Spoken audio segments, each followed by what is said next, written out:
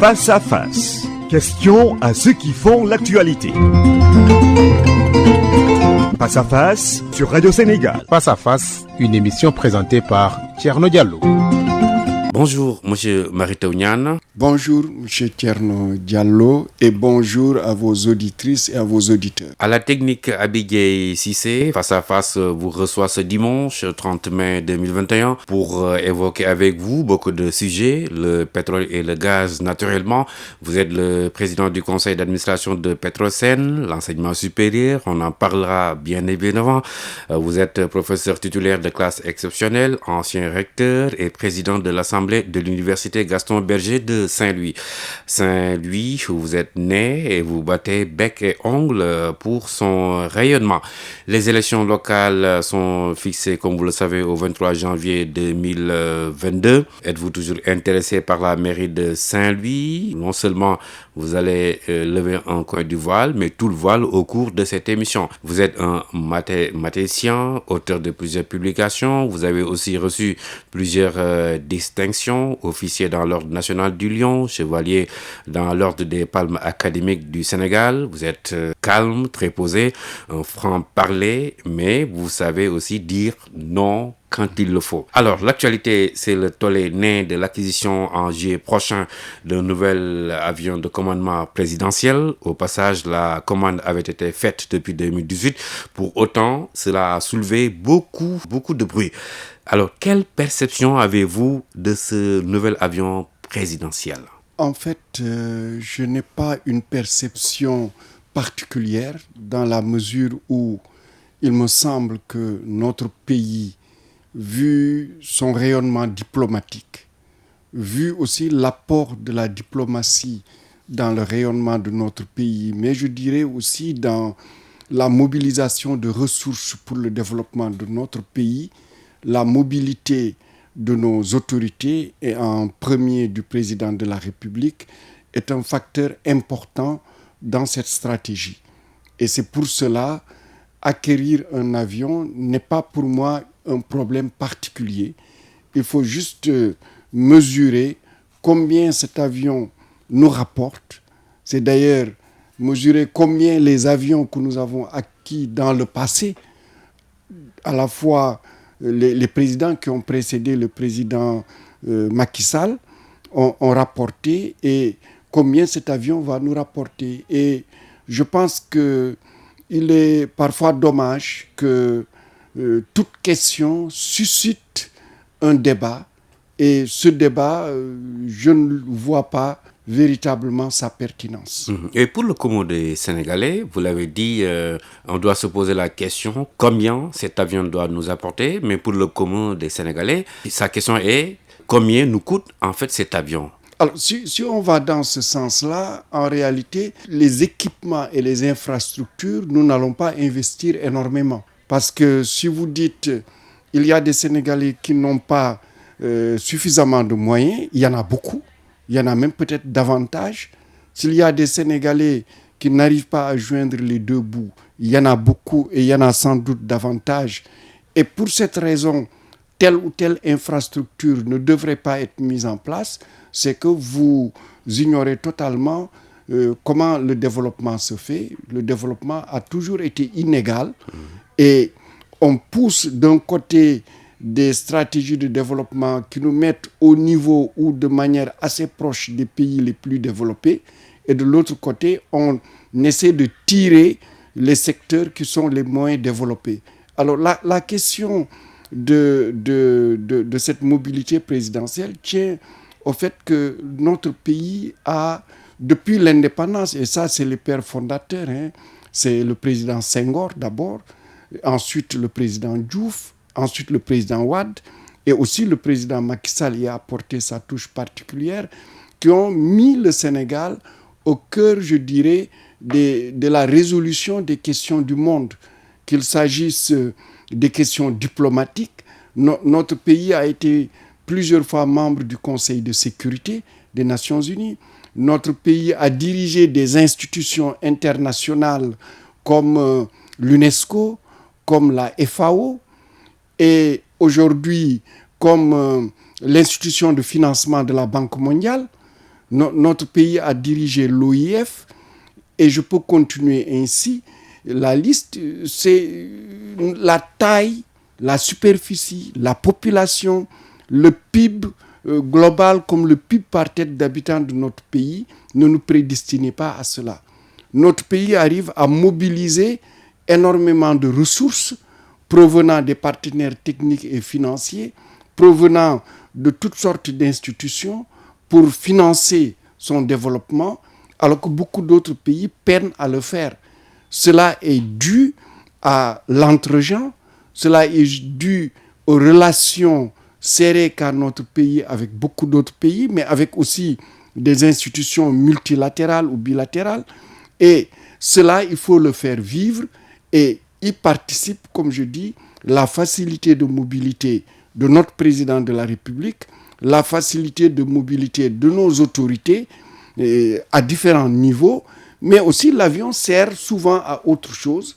Vous avez vu plusieurs fois notre équipe nationale de football a eu à effectuer des matchs dans des endroits assez compliqués et l'avion présidentiel a permis à nos footballeurs de rallier ces pays et de revenir au Sénégal dans de bonnes conditions et parfois ils sont revenus d'ailleurs où ils sont arrivés même dans ce pays avant l'équipe nationale du pays que nous devions rencontrer. Je pense qu'il faut avoir une vision apaisée de toutes ces questions et voir qu'un pays a besoin d'un certain nombre d'instruments. C'est comme les questions aujourd'hui d'infrastructures routières. Beaucoup ont souvent critiqué la construction des autoroutes. Mais je crois qu'aujourd'hui, la question n'est plus là. Tout le monde reconnaît l'utilité des autoroutes et que les nouvelles infrastructures qui sont en cours de construction vont aussi prouver leur utilité. Et il ne faut pas ramener notre pays, je dis, à un niveau que notre pays a dépassé. Et que les questions de pauvreté, elles sont là, il faut se battre pour les éradiquer. Il faut prendre un certain nombre de mesures, mais je pense que l'acquisition de cet avion est sans doute un facteur d'ailleurs pour encore mobiliser des ressources pour atténuer ces questions-là. Voilà, professeur, posture présidentielle pour posture présidentielle, n'est-ce pas là une dépense de prestige au regard de notre situation économique? Je ne crois pas. Vous l'avez dit déjà, c'est un avion dont la commande a été initiée depuis 2018. Donc, ça n'a rien à voir avec la Covid-19. Ça n'a rien à voir avec les inondations de 2020. Et donc, ça, c'est déjà un élément. Ce n'est pas du prestige, comme je vous l'ai dit. Je vous ai donné l'impact que peut avoir cet avion au niveau de l'économie de notre pays. Donc, il faut investir pour tirer des dividendes. C'est quelque chose d'assez commun en économie. Et là-dessus, c'est valable, comme c'est valable aussi dans beaucoup d'autres initiatives économiques. La société civile dénonce l'opacité avec laquelle ce marché a été ficelé, rien de transparent selon donc la société civile. Le gouvernement arguant que en fait c'est un secret défense. Êtes-vous d'accord? Je pense que les questions qui touchent quand même à l'avion présidentiel peuvent être classées au niveau des questions liées à la sécurité nationale, comme au niveau des questions qui touchent aux commandes militaires, etc. Je pense qu'il faut faire très attention. D'ailleurs, je le dis, nous nous sommes laissés enfermer dans des histoires qu'ont soulevées particulièrement les pays européens sur les histoires des marchés publics et autres, qui retardent énormément la mise en œuvre de beaucoup de projets au niveau de l'État du Sénégal. Je pense que le moment est venu que nos pays soient plus indépendants, puissent regarder de plus près ces questions de marché public. Il y a des pays, par exemple, pour lesquels l'autorité contractante peut lancer son marché public et le contrôle se fait après coup. Et il y a tout un ensemble de démarches qui sont faites pour ne pas retarder, pour ne pas ralentir les commandes, etc. L'État en pâtit énormément. Vous allez dans beaucoup d'endroits, vous voyez des infrastructures qui ont commencé depuis des années, qui ne se terminent pas, où des promesses de lancer des marchés sont faites, les marchés sont lancés, mais les procédures peuvent durer assez longtemps. Je pense qu'il est temps de revoir ces questions-là pour plus d'indépendance, parce qu'au-delà de ce qu'invoque l'Union européenne particulièrement, parce que c'est elle qui est la plus... Qui apporte le plus de tracasseries dans ces questions-là, de gouvernance, de gouvernance, etc. Voilà. Moi, je pense particulièrement que c'est une manière de ralentir notre développement. Je pense qu'il y a des méthodes plus transparentes, des méthodes plus axées sur la gestion, sur les résultats, qui peuvent nous permettre d'exécuter les marchés et de le faire en toute transparence et d'en faire la vérification. Et s'il y a des problèmes, de pouvoir sanctionner. Et là, ce n'est pas foulé aux pieds, sinon ignorer, comme vous l'avez dit, tout achat public, secret ou pas, doit passer par la DCMP, la Direction centrale des marchés publics. Là, vous semblez dire non. Mais demander à la France, est-ce que c'est leurs commandes militaires, etc. Est-ce que les recherches militaires qu'ils font, est-ce qu'ils les font passer par les marchés publics? Ils ne le font pas. Voilà. Et ce tollé sur l'avion présidentiel vient quelques semaines après, donc le sommet de Paris sur les économies africaines, une quinzaine de chefs d'État, donc autour de Emmanuel Macron, le président français, est bien sur place. Tous ces chefs d'État-là parlaient un peu d'annulation de la dette africaine. N'est-ce pas aberrant ou vous ne trouvez pas? Moi, je pense que d'abord, on donne trop d'importance à la dette, entre guillemets, africaine. Parce que vous prenez un pays comme le Sénégal. On a autour de, je pense, c'est 69 ou 68% du PIB qui est notre dette. Si je ne m'abuse, ça tourne autour, je crois, de 8 000 milliards. Et quand vous regardez 8 000 milliards, c'est autour de 16 milliards d'euros ou 15 milliards d'euros.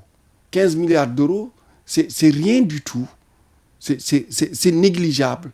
Et on peut regarder l'Afrique de manière générale.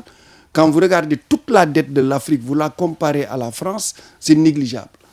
Et ce qui veut dire qu'on se met des contraintes. Je pense qu'il faut s'endetter pour se développer. Tout à fait. Et ça, si on perd de vue cela, on est encore en train de revenir des années en arrière, qui ont été les années d'ajustement structurel où des institutions comme la Banque mondiale, comme le FMI, nous ont mis dans la tête, il faut en fait, comme on dit, voir petit. Il faut voir petit. Parce que si nous avons pu avoir ces grosses infrastructures que nous avons aujourd'hui, ce ne sont pas ces institutions qui les ont financées. C'est parce qu'à côté, il y a eu la Chine qui a financé pas mal d'infrastructures, comme elle le fait un peu partout en Afrique. Je crois qu'il faut comprendre que l'endettement, c'est aussi, si l'endettement est fait à bon escient, c'est un facteur de développement. Et c'est important que nos pays, au moment où tous les pays, que ce soit les États-Unis, que ce soit tout le monde essaie d'annuler les dettes, tout le monde essaie, qu'on demande aussi à annuler les dettes, comme tout le monde. C'est là également la question, professeur. Vous l'avez dit, s'endetter pour se développer, mais pour beaucoup de Sénégalais, ma foi, après donc le sommet de Paris sur les économies africaines, certains ont dit on s'endette pour s'enrichir, pour enrichir sa famille, etc. Voilà comment pense en fait le Sénégalais lambda. Parce qu'il le voit aussi. Il voit certains s'enrichir impunément et il faut les sanctionner. Ce n'est pas le cas au Sénégal. J'ai dit, il le voit au Sénégal. Voilà. Quand je parle du Sénégal. Il les voit impunément. Et ça, il faut les sanctionner. C'est un cri du cœur légitime. C'est aussi un cri du cœur qui peut demain amener des soubresauts violents au niveau du pays parce que c'est un facteur d'injustice, d'inégalité et d'iniquité qu'il ne faut pas laisser prospérer. Et on le laisse prospérer, ça c'est depuis des décennies et des décennies, mais j'ai le sentiment qu'il y a quand même des choses patentes que les gens voient et qu'il faut sanctionner. Et je pense qu'il faut le sanctionner. ceux qui s'enrichissent impunément, ceux qui prennent les biens publics impunément, ceux qui, par des systèmes bien établis, essaient de profiter des marchés publics et autres impunément, je pense qu'il faut les sanctionner. Et étions-nous obligés, professeur, d'aller faire la queue devant Macron pour s'endetter, d'autant que certains ont dit qu'il nous faut une dette qui nous fasse passer de la dette, c'est-à-dire une dette qui nous permettra de ne plus nous endetter. En fait, c'est ça, non? Vous savez, je pense que quand vous voyez la France, elle a combien? Je crois qu'elle est autour ou plus de 120% de son PIB comme endettement. Les États-Unis, on ne compte plus. On ne sait même plus combien... Mais ces pays ont des réserves financières, des DTS que nous n'avons pas. Oui, mais ils se sont créés cela. Et donc, le rapport de force que nous devons établir, c'est que nous aussi, nous ayons ces droits-là. Mais là, y a-t-il rapport de force si l'on sait qu'on est toujours demandeur? Non, c'est le rapport de force jusqu'au moment où nos économies se seront équilibrées. Je pense que l'Union africaine a fait quand même des pas importants en créant la ZLEC, la zone économique de libre-échange. Et je pense que ceci devrait nous permettre de rééquilibrer nos échanges économiques entre pays africains plutôt qu'entre l'Afrique et le reste du monde. Et ceci, évidemment, déséquilibre. Et ceci, évidemment, nous fait perdre des devises. Mais c'est aussi quand nous aurons réorienté notre économie. Parce que nous parlons beaucoup, on a parlé ces derniers temps, plus que ailleurs, parce qu'il y a eu les soubresauts du mois de mars, qui sont des manifestations très importantes et qu'il faut lire politiquement, socialement. Et ces manifestations ont montré que la question de l'emploi des jeunes est importante, mais la question de l'emploi des jeunes est structurellement liée à la manière dont nous conduisons notre économie. Si nous prenons un pays comme le Sénégal, nous allons importer du riz pour manger du riz. Nous allons importer du lait en poudre pour faire du lait. Nous avons plus de 3 millions de bovins. Combien de millions d'ovins, etc. Donc nous avons assez pour produire du lait frais au niveau du Sénégal. Au lieu d'en importer pour une facture de 20 milliards par Exactement, an, voilà. Et des devises qui sortent. La même chose pour le riz. Je pense que c'est là qu'il faut restructurer pour que nous puissions, comme nous l'avons fait pour les poulets, les poulets, nous avons fait une politique qui était très correcte et c'est ce type de politique qu'il faut appliquer. On envoie des gens importer du riz. Mais ces gens-là à qui on donne des quotas d'importation, demandent-leur de cultiver l'équivalent du quota d'importation qu'on leur donne. En peu d'années, on aura fini de couvrir les besoins en riz du pays. Pour une souveraineté alimentaire. Voilà. La même chose pour le lait en poudre qu'on importe. Mais ce lait en poudre, il faut y mettre un terme et donner les moyens de conservation aux éleveurs peuls et aux autres éleveurs qui commencent maintenant à s'investir dans la production de lait et la production de viande, leur donner les moyens de conservation et soutenir les entreprises qui travaillent sur le lait local et ensuite surtaxer ceux qui importent le lait. D'ailleurs, c'est ce que font tous les pays. Et nous, pourquoi on ne le fait pas? Et je pense qu'il est essentiel de régler ces questions. C'est des questions aussi qui vont nous permettre de créer de l'emploi et de créer de l'entrepreneuriat, créer des entreprises et créer une industrie autour de ces questions-là. Je n'ai cité que ces deux, mais il peut y en avoir beaucoup. Maintenant, qui faut-il blâmer en regardant le sommet de Paris? C'est la France-Afrique autrement. Je pense que nos pays, par exemple, si je prends le Sénégal, on a fait des efforts au niveau de l'autosuffisance en riz, mais je pense que c'est insuffisant. La même chose pour le lait, je pense qu'il reste énormément de choses à faire et c'est des choses courageuses à faire. C'est-à-dire que c'est des décisions courageuses à prendre, comme à un moment, on l'avait pris pour l'importation des poulets, des cuisses de poulet, etc. On l'avait pris, on avait décidé de ne plus en faire. Je pense que là aussi, c'est des questions de fond à faire et c'est cela qui va donner de l'essor à des secteurs économiques. C'est la même chose pour l'horticulture, où il y a eu des efforts, mais encore ça ne suffit pas. Cela veut dire qu'on a baissé les bras? Je pense qu'on a du mal à mener des politiques continues, constamment, et en gardant, comme on dit, en étant sur ses gardes. Et cela, à mon avis, c'est très important, et c'est ce qui devrait nous amener à la suite du Conseil présidentiel sur l'emploi et l'insertion qu'a présidé le président de la République, à réinterroger tous nos secteurs économiques, toutes les chaînes de valeur, et de voir là où l'État doit agir, parce qu'il y a des lobbies, moi je dis bien, il y a des lobbies qui squattent ces secteurs-là et qui empêchent et qui bloquent le développement de notre économie. Nationaux ou étrangers? Qui peuvent être nationaux comme qui peuvent être étrangers. Là, il faudrait donc une sorte une vigilance. Voilà. C'est-à-dire qu'il faut favoriser la production à la place du commerce, de l'import-export, comme on dit. Certains diraient également favoriser la transformation au lieu de produire à n'en plus finir. Oui, quand je dis la production, c'est ensuite toute la chaîne de valeur qui suit. La transformation, la conservation, et ensuite tout ce qui est lié à l'industrialisation autour de ces chaînes de valeur. Donc, parce que c'est ça qui va nous permettre de créer des entreprises pérennes et qui va aussi permettre à d'autres entreprises d'essaimer autour. Sinon, on sera toujours dans un cercle vicieux, des jérémiades par-ci, des levées de boucliers des jeunes, comme on en a vu lors des manifestations du mois de mars. C'est beaucoup plus structurel que conjoncturel. Oui, et puis on va être dans ceci, c'est-à-dire que le président a annoncé un effort très important, de dire dans les 3 années à venir, chaque année, on mettra 150 milliards pour l'emploi des jeunes.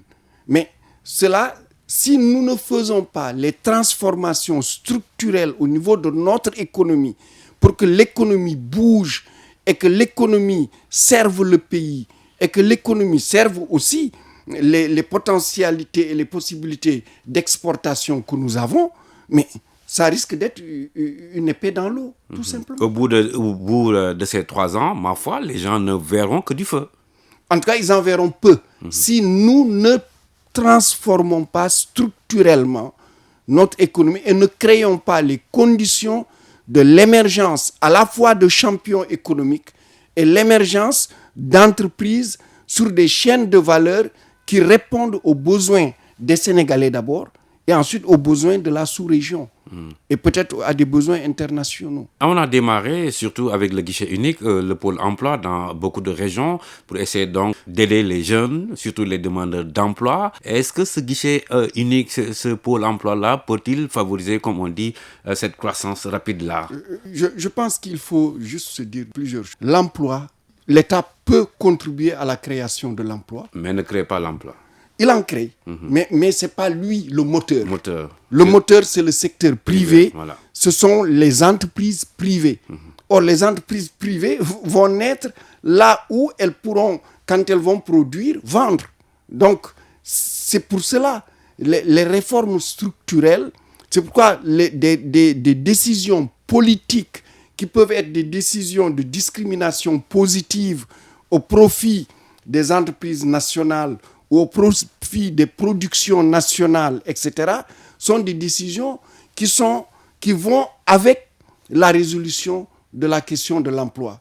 Les pôles au niveau départemental, etc., sont importants parce qu'ils vont permettre une certaine synergie, mais ils ne suffiront pas si des mesures ne sont pas prises en amont. Exactement. Voilà. Si des mesures ne sont pas prises en amont. Si aussi, vous savez, l'entrepreneuriat, vous avez plusieurs facteurs qui participent à cela.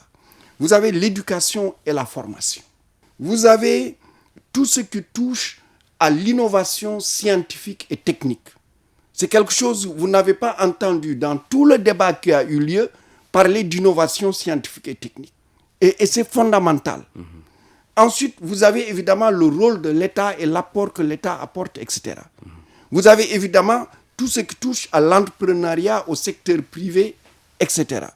Et si vous ne mettez pas en synergie tout cela, vous prenez juste un morceau, vous risquez, en fin de compte, de retomber sur ce que les uns et les autres ont eu à faire à des moments donnés, et ensuite, on a vu les résultats. Échouer lamentablement.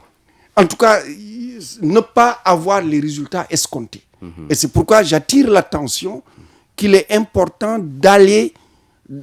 Aujourd'hui, vous voyez n'importe qui, il est presque porteur d'un cartable dans lequel il y a un projet. Projet, emploi. Il y a un projet. Voilà. Les maires, chaque maire, parce qu'il y a bientôt les élections, chaque maire est en train d'essayer de voir comment faire passer les projets de ses poulains, ainsi de suite. Je pense que ce n'est pas cela que le président de la République a voulu dire et a voulu faire. Je pense qu'il faut... à tête reposée, d'abord dire à tout le monde, la question de l'emploi, ce n'est pas une question d'aujourd'hui et de maintenant. Mais c'est fondamental de le dire. À vous entendre, il y a un problème d'orientation, donc. Je pense qu'il y a... vous savez, quand il y a une crise, cette crise, elle est latente depuis longtemps. Voilà. Mais elle a explosé, je dirais. Il y a eu l'immigration clandestine, les jeunes qui fuyaient en fait le terroir. Exactement. Voilà. Il y a eu les événements de mars, etc. Donc, ça a explosé d'un coup. Et comme on dit, il faut essayer de fermer le couvercle. Mais fermer le couvercle ne suffit pas. Il faut faire en sorte que nous en sortions avec des stratégies claires qui puissent permettre dans la durée, de régler la question de l'emploi. Et quand je dis dans la durée, pour être optimiste, c'est des questions d'une décennie. L'État, comme le président l'a fait récemment en disant l'État va créer 5 000 emplois pour les enseignants, 65 000 pour les jeunes, voilà. etc. Ça, c'est des efforts, je dirais, ponctuels que l'État fait pour donner un coup de pouce. Maintenant, reste ce que je dis, l'effort structurel qui va changer les choses et qui va créer une dynamique qui va produire des entreprises viables, et produisant des entreprises viables va produire des emplois durables pour les jeunes. Apparemment, c'est là où le bas blesse. Absolument. En tout cas, c'est là où il faut s'appesantir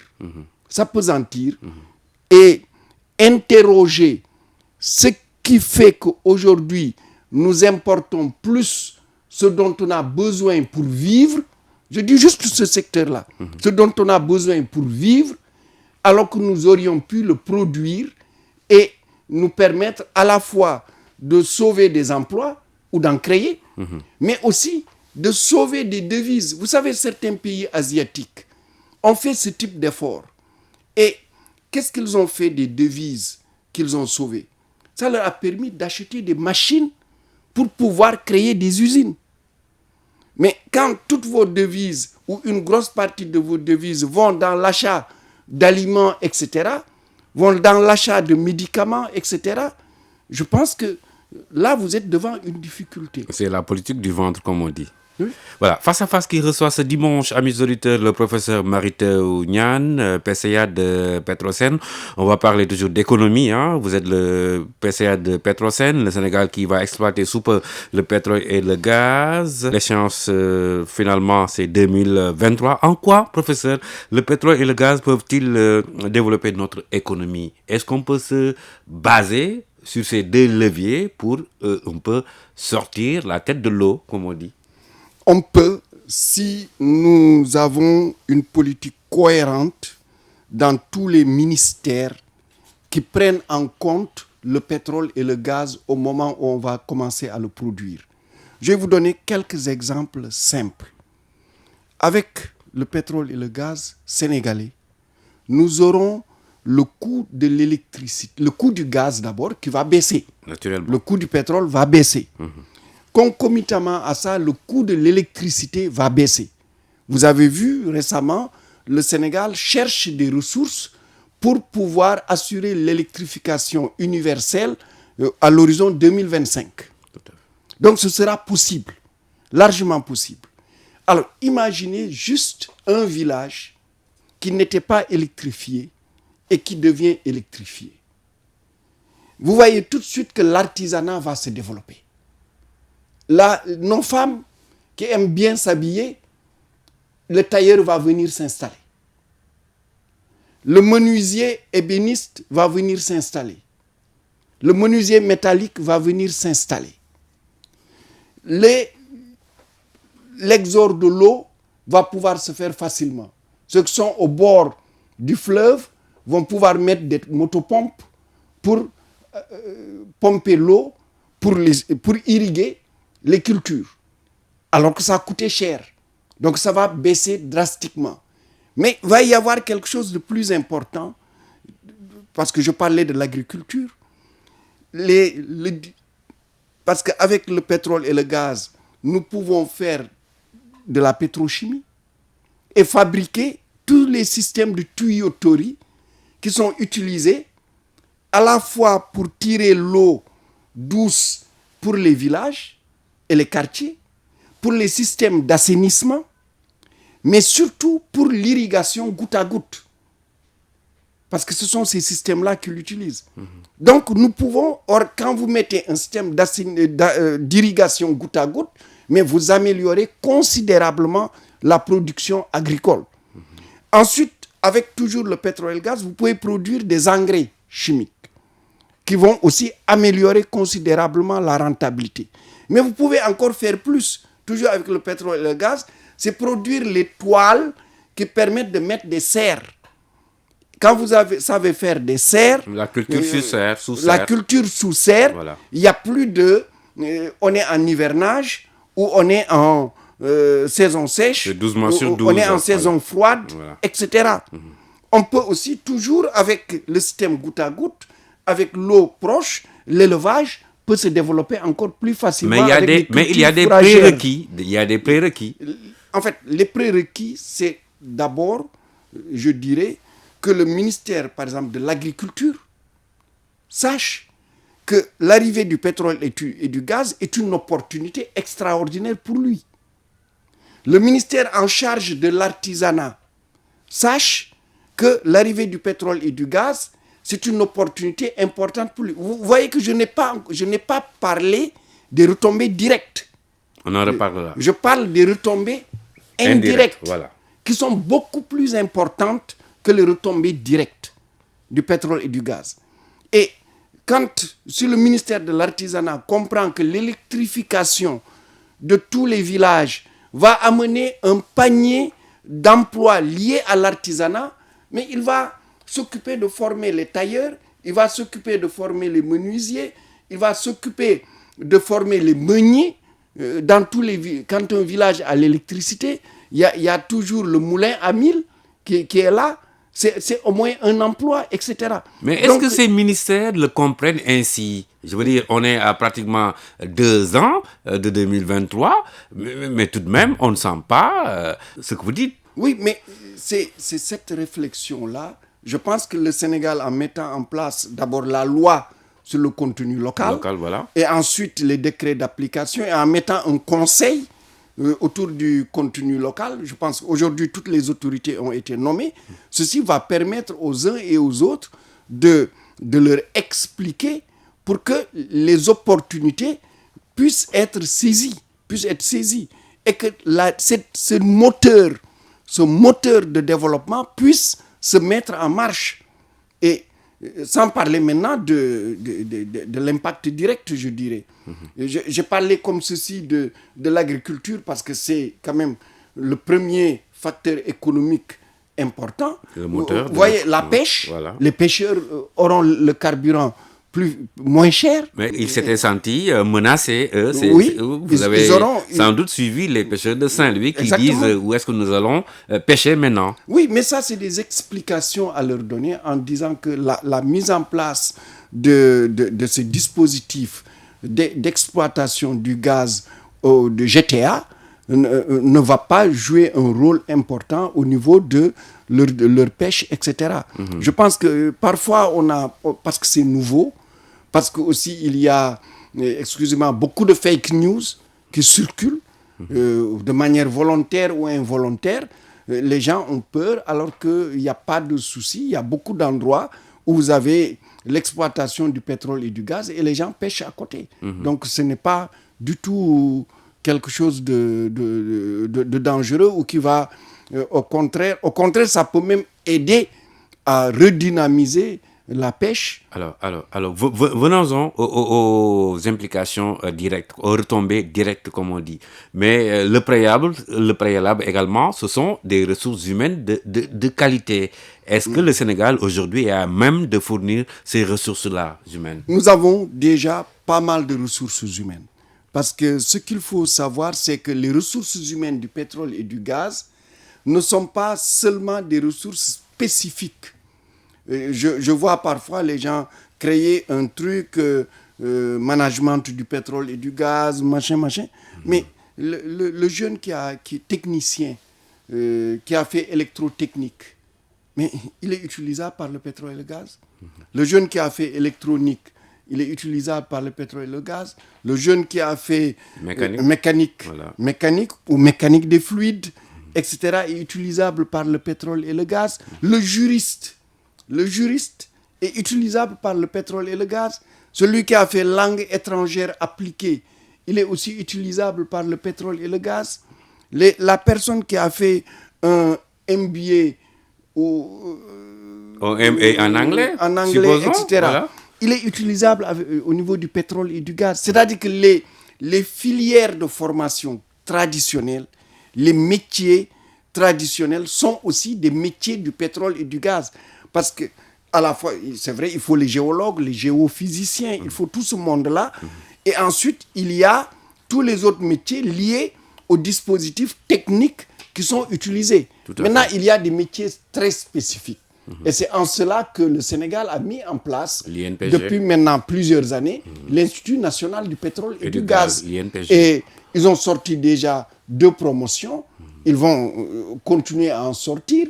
Ensuite, il y a le centre qui va être construit à Saint-Louis et qui va former des gens de niveau moins élevé, ce qui va aussi permettre aux jeunes qui sont dans un certain nombre de métiers d'intervenir.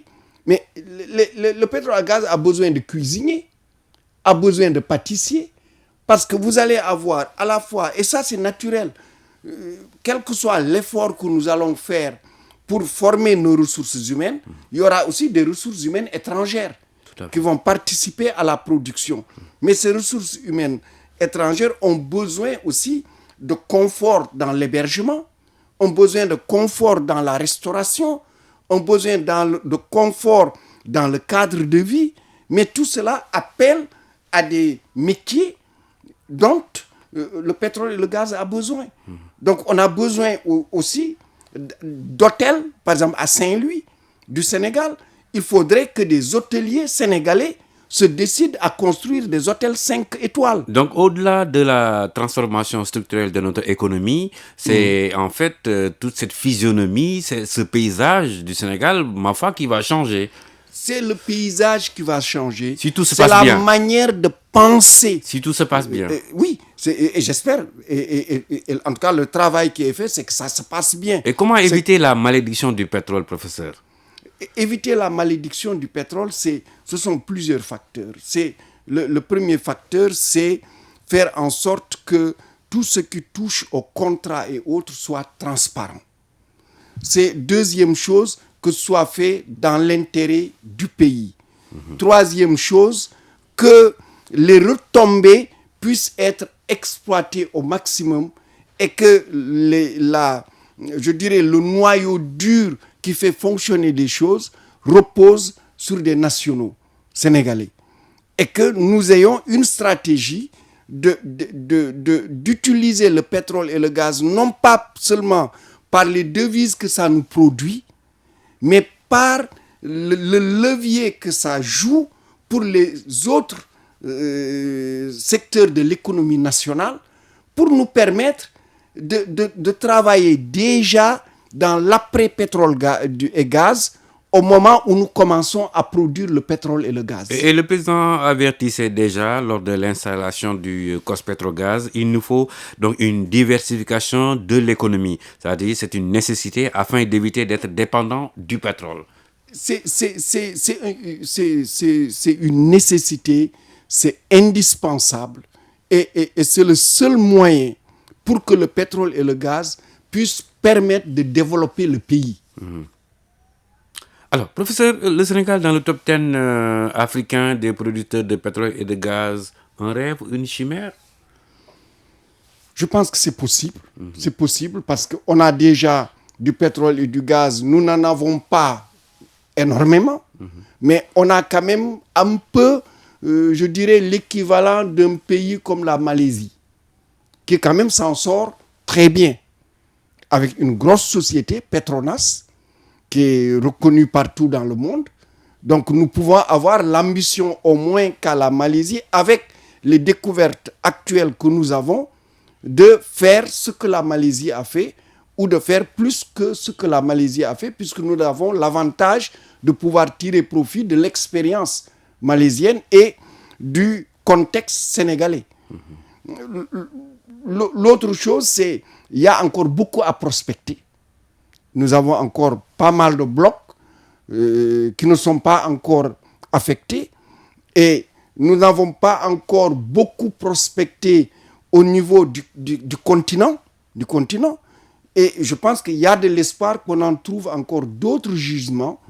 Mais ce qui est le plus important, à mon avis, c'est que nous comprenions que le pétrole et le gaz, ce ne sont pas des devises supplémentaires qui vont venir, qu'on va mettre dans un budget pour assurer le quotidien des Sénégalais. Mais ce doit être des revenus pour nous permettre d'investir, pour industrialiser le pays. Et l'industrialiser, moi je regarde, j'ai parlé tout à l'heure de l'agriculture, et ensuite de toutes les chaînes de valeur qu'on peut tirer de l'agriculture, mais des mines. Je prends un exemple, le Sénégal est un pays qui a un énorme gisement de fer. On a du mal à l'exploiter. Mais le pétrole et le gaz devraient nous permettre de l'exploiter, d'investir pour l'exploiter, sans doute en ayant une société nationale pour l'exploiter et de créer une métallurgie autour de ce gisement de fer. Nous sommes voisins d'un pays qui est la Guinée, qui a du bauxite. Il y a certains pays arabes qui prennent ce bauxite et qui, je dirais, l'utilisent pour sortir l'aluminium avec le gaz qu'ils ont. Mais nous sommes plus proches de la Guinée que ces pays arabes. Je pense que nous pouvons, dans le cadre du ZELEC, travailler avec la Guinée pour pouvoir utiliser le bauxite et sortir l'aluminium. La Guinée serait gagnante et nous serions gagnants. Et beaucoup d'autres questions. Je dis, nous allons avoir le gaz. Mais le gaz va nous permettre, je pense, de moderniser notre système de consommation du gaz. Parce que je considère que c'est un système qui est quand même relativement dangereux. Nous utilisons les bonbons. Les bonbons de gaz. Voilà. Les bonbons de gaz. Quand vous allez en Europe, les bâtiments ont les circuits qui ressemblent aux circuits de l'eau, où le gaz est servi. Tout à fait. Pourquoi ne moderniserions pas? Et ça devrait commencer maintenant. C'est-à-dire que tous les bâtiments dont la construction devrait se terminer en 2023 ou 2024, on devrait leur exiger d'avoir à la fois le standard de l'eau, de l'électricité, de l'Internet, mais aussi du gaz, pour permettre de changer déjà. Anticiper. Voilà. Et ceci aussi va aller dans le sens du bien-être des populations sénégalaises. Voilà. Amis auditeurs de Radio Sénégal, je rappelle que vous suivez Face à Face qui reçoit ce dimanche 30 mai 2021 le professeur Mary Teuw Niane. Alors, on va parler de votre dada, et c'est l'enseignement supérieur. Les remous se poursuivent dans nos universités. Aujourd'hui, si ce n'est pas l'université Gaston Berger, c'est l'UCAD, au Ziguinchor, au Bambey. Ce sont les éternels problèmes, retard de bourse, retard de livraison de pavillons, restaurants ou autres. Qu'est-ce qui explique ces problèmes, professeur? Alors, je pense que mon collègue de l'enseignement supérieur est sans doute plus habilité que moi puisque vivant au quotidien ces questions d'expliquer ces problèmes-là. Moi, de l'extérieur, ce que je peux dire, c'est simplement quelque chose. C'est je pense, et je le dis avec beaucoup de responsabilité, la massification dans les institutions d'enseignement supérieur au Sénégal a toujours conduit à des perturbations. Vous y avez contribué. Non, je n'avais pas contribué. Il fut un temps, on avait demandé à l'UGB de prendre 3000 étudiants. Oui, combien d'étudiants a pris actuellement l'UGB? Demandez-vous combien l'UGB a pris. Nous avons évité la massification en faisant intervenir le secteur privé de l'enseignement supérieur.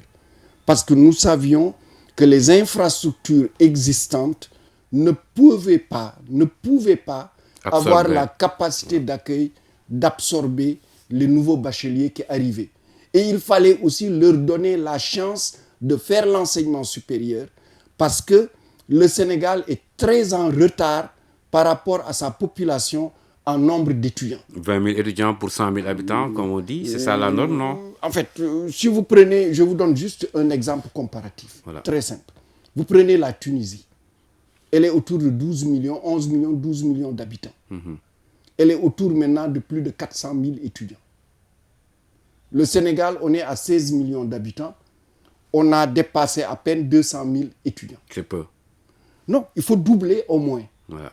Il faut doubler au moins. C'est-à-dire qu'on est largement... On a fait beaucoup de progrès depuis 2012, mais on est encore largement en dessous des normes de l'UNESCO.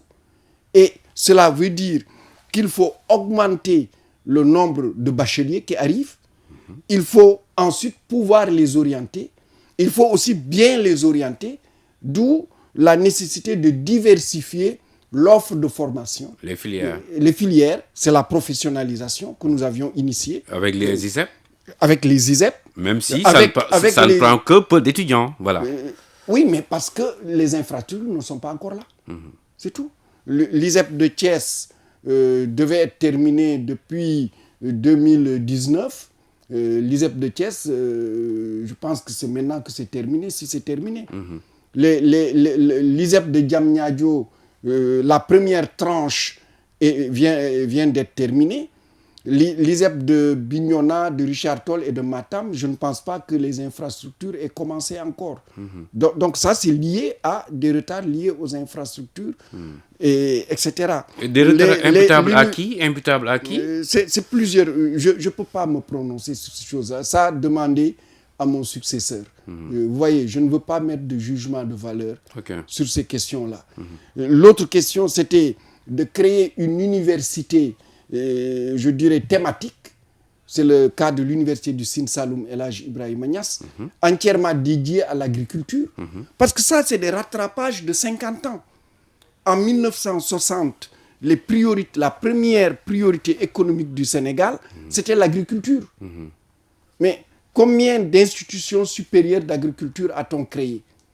C'est l'ENSA, c'est l'ENCR de Bambey, c'est-à-dire l'ISFAR, qui recrutait, quand j'arrivais en 2012, autour de 20 étudiants par an. C'est-à-dire les deux réunis, c'est autour de 40 étudiants par an. C'est quand j'étais recteur de Saint-Louis que j'ai créé l'UFR des sciences agronomiques, aquaculture et technologie agroalimentaire. Et les premières cohortes qu'on avait prises, c'était 100 étudiants, déjà. Mais en créant l'université du Sine Saloum El Hadji Ibrahima Niass, en renforçant l'UFR de Saint-Louis, et entre-temps aussi d'autres UFR sont nés, par exemple l'UFR d'agroforesterie de l'université Assane Seck de Ziguinchor, les ISEP aussi, au niveau de l'ISEP de Thiès, il y a la transformation agroalimentaire. Maintenant, l'ISEP de Bignona, de Richard Toll, de Matam, tous c'est des ISEP dédiés à l'agriculture. Et il devait y avoir un ISEP dans chaque région du Sénégal, c'est-à-dire 14 ISEP. Donc si on termine ces chaînes, nous aurons à ce moment-là des infrastructures suffisamment nombreuses pour pouvoir former des gens qui sont professionnels et dans des métiers pointus dont nous avons besoin. L'autre aspect, c'était comme on dit, l'élargissement, l'augmentation de la capacité d'accueil des universités. Ça, c'est un projet qui avait été lancé avec la Banque mondiale. Saint-Louis avait été terminé. Bambey difficilement avait été terminé. d'ailleurs. Non, Saint-Louis, ça avait été terminé correctement. Saint-Louis et Bambey. Par contre, ce qui a été... Je me souviens des éternelles visites de Mme Sossadienne à l'époque. Oui. Non, ça c'est pour d'autres chantiers qui n'étaient pas le chantier. Le chantier d'extension financé par la Banque mondiale, c'est l'UFR des sciences de l'éducation, de la formation et du sport, qui est un joyau national. Là-dedans, vous avez la seule vraie grande piscine olympique du Sénégal. Du Sénégal. C'était les chantiers en fait de UGB2 qui dataient de 2006 Tout à fait. et qui ont été terminés. Et l'extension aussi de l'UFR SAT. Mais vous avez l'extension de l'université Assane Seck de Ziguinchor qui n'est pas toujours terminée.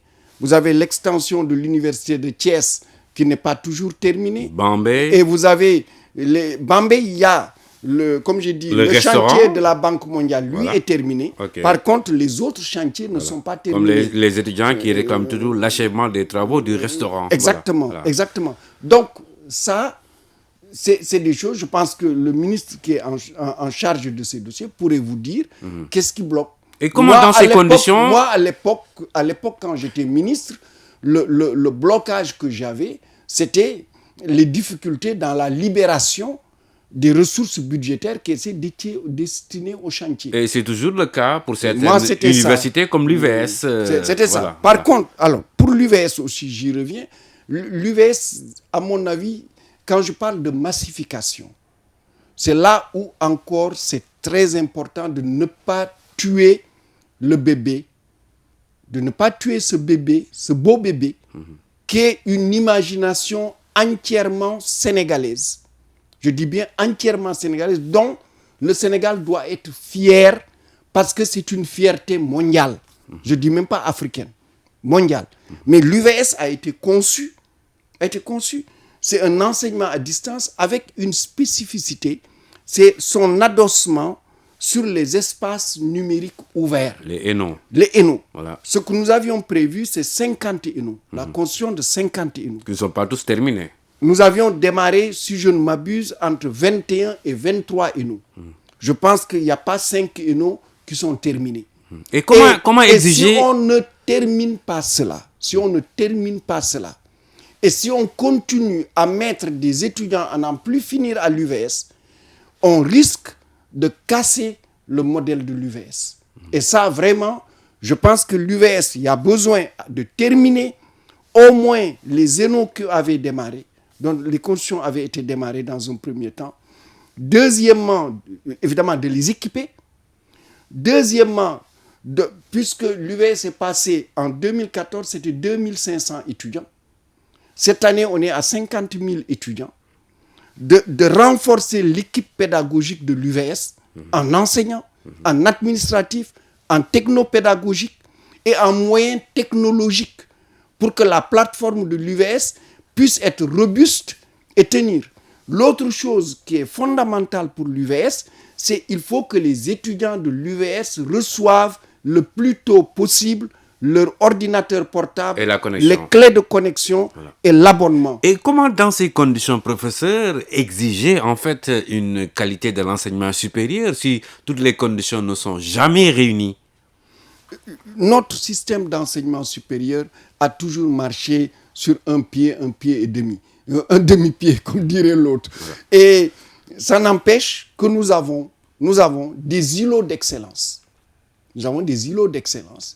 L'épreuve des îlots d'excellence, c'est le fait que nos étudiants participent à des concours internationaux. Certains réussissent. Et nous avons aussi des îlots, nous avons aussi des montagnes de difficultés qui sont liées aux besoins, qui sont liées à la planification, qui sont liées aussi à la difficulté de mobilisation de ressources. Mais ceci, c'est inhérent à beaucoup de pays en développement, parce que beaucoup de pays en développement sont tiraillés entre les nécessités urgentes de régler les questions de l'emploi, de ventre, etc.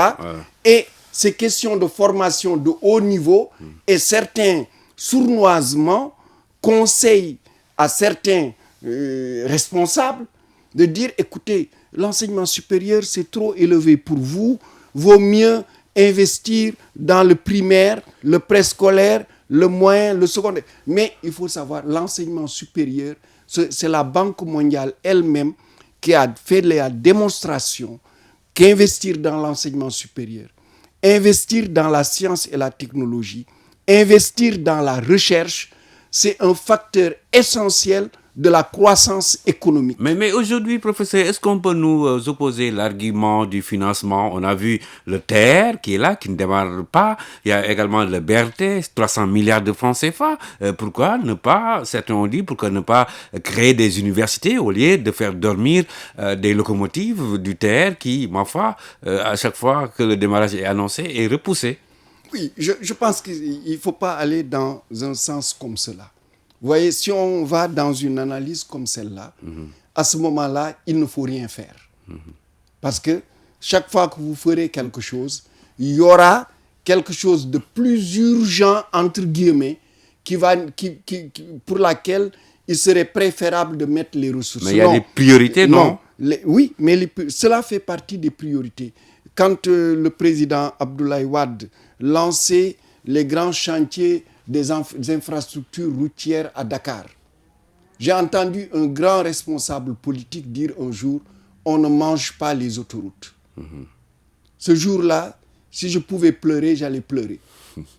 Parce que je considère que c'est une erreur et une faute très grave pour un responsable politique.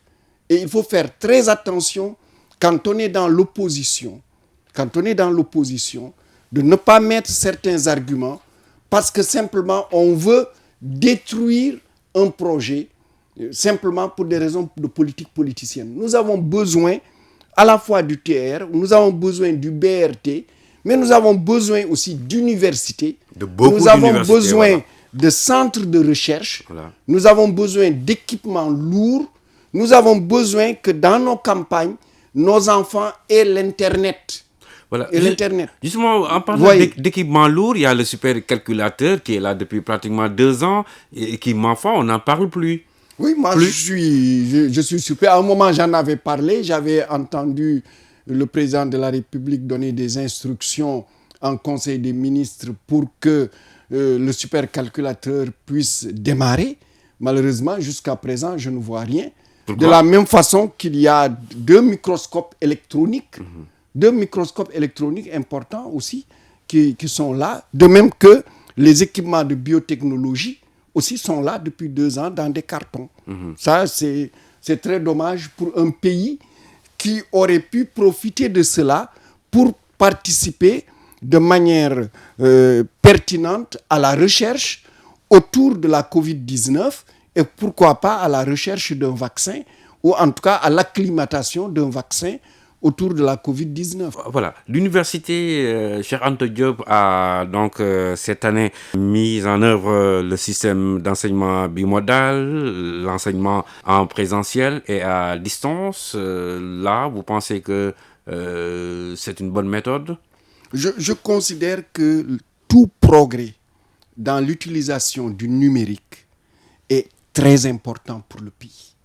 C'est cette bataille que nous avions menée quand nous étions ministres de l'enseignement supérieur, en créant l'université virtuelle du Sénégal, en faisant en sorte que les universités soient interconnectées et en abonnant les universités aux bases de données en ligne internationales. C'est fondamental que le numérique qui nous offre aujourd'hui quelque chose d'extraordinaire. Vous voyez les réunions, vous voyez les soutenances de thèse, vous voyez les cours magistraux, les travaux dirigés et même demain les travaux pratiques pourront se faire sans avoir besoin de présence physique. Maintenant, la seule chose dont il faut faire attention, c'est 2 choses. 1, il faut former les enseignants à une pédagogie qui correspond à l'utilisation du numérique.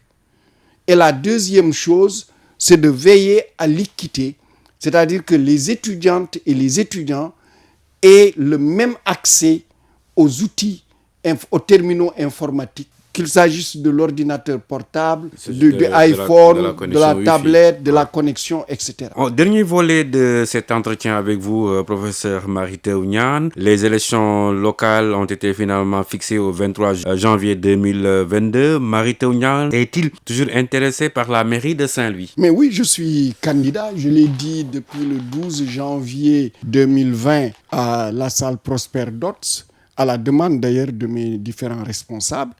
Et je me prépare à cette bataille pour gagner la confiance des Saint-Louisiennes et des Saint-Louisiens, pour être maire de Saint-Louis et avec les Saint-Louisiennes et les Saint-Louisiens, construire le Saint-Louis que nous voulons, le Saint-Louis dont nous rêvons depuis des décennies et qui n'arrive pas, et construire ce Saint-Louis-là, ce Saint-Louis qui donnera de l'emploi à ces jeunes, ce Saint-Louis qui sera beau et accueillant, ce Saint-Louis qui assurera la sécurité, ce Saint-Louis qui va être éclairé, ce Saint-Louis qui va surfer sur les potentialités économiques, les potentialités environnementales, les potentialités du cadre de vie, les potentialités, je dirais, matérielles et immatérielles liées à la culture, liées aussi à ce qu'est Saint-Louis comme patrimoine mondial de l'UNESCO, pour que ce Saint-Louis-là se réveille enfin et utilise le potentiel de connaissance et de technicité qui est en Saint-Louis et autour de Saint-Louis. Cela veut dire que si vous vous présentez, c'est parce que la gestion actuelle du maire ne vous plaît pas, ou vous avez des mots à dire sur ça? Moi, j'ai une ambition. Voilà. L'ambition, c'est de construire une autre ville, la ville dont nous rêvions quand nous étions gamins, quand nous parlions Quelle est cette ville-là? de Mar, voilà. Quand nous parlions des différents maires qui se sont succédés et qui ont laissé des marques au niveau des populations. Ce Saint-Louis qui va être évidemment différent de celui-là, parce que c'est désormais le Saint-Louis du numérique, c'est le Saint-Louis de l'entrepreneuriat, c'est le Saint-Louis qui est une ville à la fois religieuse, d'éducation à la fois laïque et religieuse. Elle l'est toujours, elle l'est toujours, non? Oui, mais elle en a perdu de beaucoup. Et je pense que c'est dans la politique de la ville qu'il faudra intégrer tout cela, qui fait que nous distinguions les Saint-Louisiens parmi les Sénégalais, par leur culture religieuse et leur culture, je dirais, dans les différents domaines. Et nos lycées, nos collèges rayonnaient à travers le Sénégal. Il faut que cela revienne. Nos équipes de sport, que ce soit le football, le basket et autres, rayonnaient même au-delà du Sénégal, de l'Afrique. Il faut qu'on retrouve cela. Il faut que l'économie saint-louisienne redémarre. Nous allons avoir une opportunité avec le pétrole et le gaz. Mais il faut déjà s'appuyer sur ce qui existe. L'existant. La pêche. La pêche. Saint-Louis est adossé à une horticulture, une agriculture puissante. Saint-Louis est adossé à un élevage puissant. Saint-Louis aussi est adossé, je dirais, à tout un dispositif qui favorise un tourisme à grande échelle. Les parcs nationaux, vous avez à la fois le parc de Djoudj, le parc de Gumbel, le parc de la Langue de Barbarie. Vous avez l'environnement même de Saint-Louis, cette île patrimoine mondial de l'UNESCO. Et vous avez l'université Gaston Berger. Vous avez l'université virtuelle du Sénégal. Vous avez les institutions privées d'enseignement supérieur dans Saint-Louis. Donc Saint-Louis devrait être une ville apprenante dans laquelle ce sera la première ville du Sénégal où nous aurons éradiqué l'analphabétisme. Et à vous entendre, Saint-Louis est devenu aujourd'hui une ville décadente. Oui, Saint-Louis est décadent. Saint-Louis est décadent et nous voulons un Saint-Louis rayonnant qui soit à son apogée et qui soit je dirais, la ville dont tout Sénégalais rêve et la ville à travers laquelle nous ne rêvons plus des autres villes du monde. Mais tout de même, la physionomie de la ville a changé avec notamment ces projets de Promoville et d'autres encore, de la mairie. Oui, non, j'aimerais que vous me citiez un projet de la mairie. Quand vous me dites les projets du président de la République, Macky Sall, je suis entièrement d'accord avec vous. Ces projets ont eu un impact dans Saint-Louis. Mais j'aimerais qu'on me dise quelle est l'idée du maire, quelle est l'idée etc. L'électrification. C'est toujours les projets du président de la République. Nous allons utiliser nos portefeuilles relationnels, utiliser la diaspora saint-louisienne, utiliser aussi, parce que la carte de visite qu'est Saint-Louis, qui est une carte de visite à la fois historique, à la fois géographique, à la fois culturelle, à la fois sportive, pour vendre Saint-Louis et permettre à Saint-Louis d'être autre chose que ce que nous avons eu depuis quelques décennies. Et vous ne pensez pas que Mansour Faye, l'actuel maire, a beaucoup d'avance sur vous? Non, je pense. Moi, je compte sur le cœur des Saint-Louisiens. Et je pense que les Saint-Louisiens m'aiment bien parce que je les aime bien. Alors, dernière question. Mary Teuw Niane a-t-il des ambitions présidentielles? Vous voulez qu'on me fusille? Vous n'allez pas vous limiter à une mairie quand même? Non. Pour l'instant, mon ambition, vraiment, c'est la mairie de Saint-Louis. Et je voudrais faire tout l'effort que j'ai fait dans le passé pour développer l'UFR Sciences Appliquées et Technologies, pour développer l'Université de Saint-Louis, pour développer l'enseignement supérieur, le concentrer sur ma ville. Parce que si je réussis et je prie Dieu de réussir, parce que je sais que si on tend la main à Dieu, on va réussir si on est valeureux et on fait des efforts. Et à ce moment-là, que Saint-Louis soit le déclic des autres villes sénégalaises pour qu'elles aussi, qu'elles sachent que c'est possible. Mais tout de même, vous aviez été recteur de l'IGB, président de l'Assemblée de l'Université, vous avez été également ministre de l'Enseignement supérieur, vous avez eu beaucoup d'atouts pour en arriver là, et ma foi, le résultat, on le connaît. Il y a eu beaucoup de bruit, beaucoup de problèmes d'étudiants, etc. Mais beaucoup de réussites. Si je peux aujourd'hui marcher la tête haute dans chacune des universités, c'est parce que beaucoup de choses ont été réussies. Voilà. Professeur, je vous remercie. Merci beaucoup. Voilà, amis auditeurs, face à face qui recevait ce dimanche 30 mai 2021, le professeur Mary Teuw Niane.